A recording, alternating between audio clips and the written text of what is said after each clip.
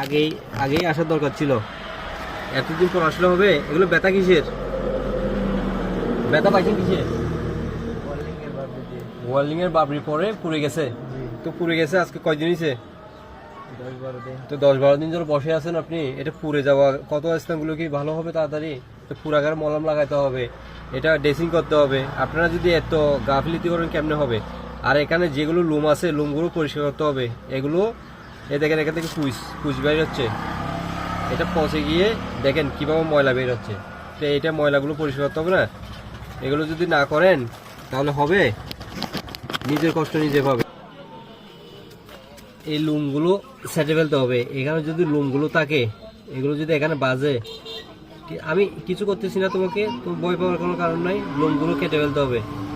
আর নিজে সচেতন নিজের থেকে হতে হবে। নিজে যদি সচেতন না হন তাহলে এগুলো ঠিক হবে না, কোনোদিন ঠিক হবে না।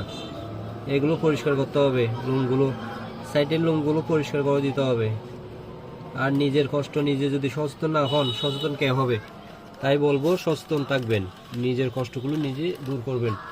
আর বিশেষ করে পুরা যাওয়া কত স্থান, পুরাগার মলমগুলো লাগাতে হবে।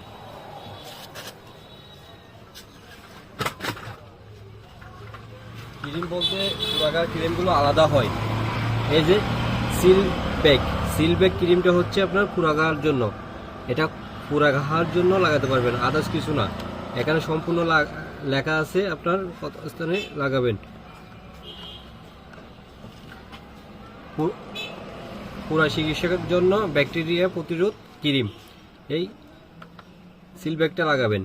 তাই সবাই সচেতন থাকবেন।